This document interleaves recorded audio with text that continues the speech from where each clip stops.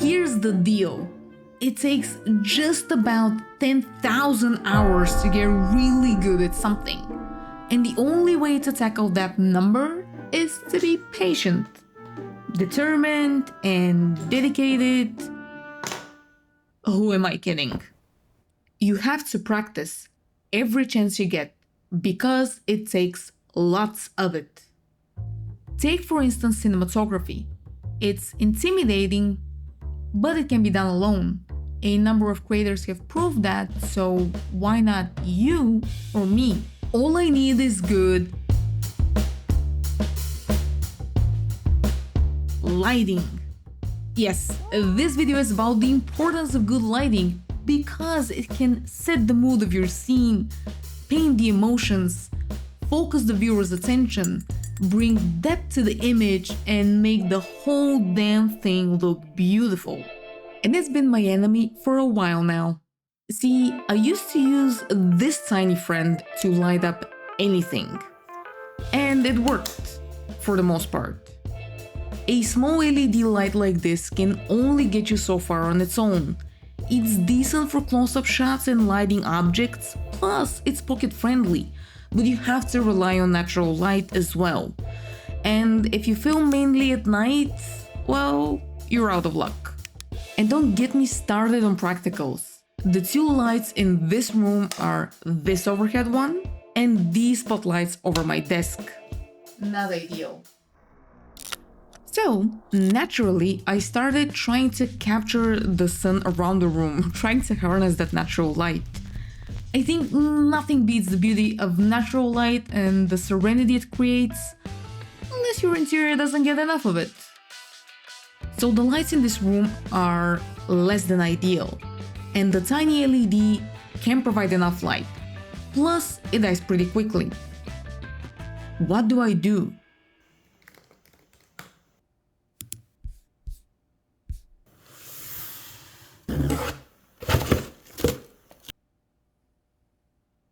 Blåsverk. First, I get a couple of lamps to help set the mood and color the background a little bit. Then, I hyperventilate in the corner for a while, trying to talk myself out of spending money on a new light. Spoiler, it didn't work.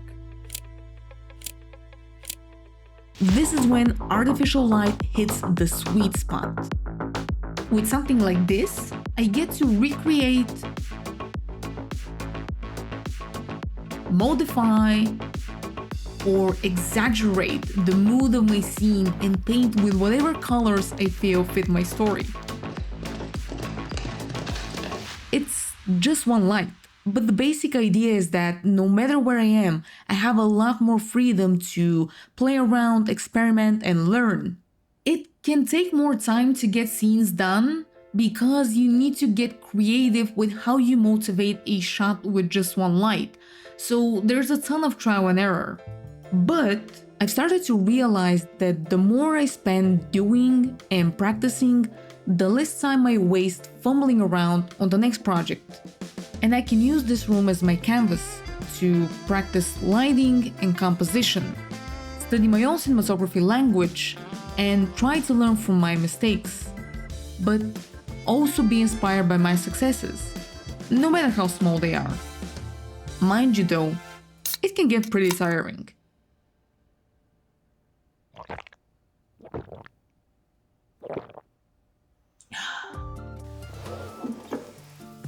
So, can I get this smartphone one light setup to work for me?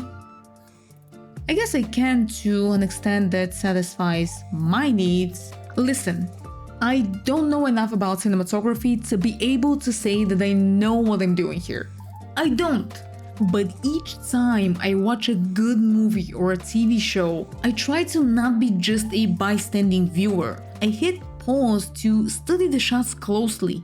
How are they lit and composed? I might not be able to recreate them, but I can sure be inspired by them. And you should be too. Pick a scene or a moment to try and recreate or modify at home. You'd be surprised by how much fun the process is and how much you learn from it. Not to mention all the lighting and cinematography breakdowns on YouTube. By practicing cinematography alone at home, you get to understand the limitations of your skills, your equipment, but also the freedom to experiment and figure things out. And that teaches you a lot. The next time when you're working on a project, you get to apply this new knowledge and add a little something extra to your shots. So, don't just steal like an artist. Practice like one too.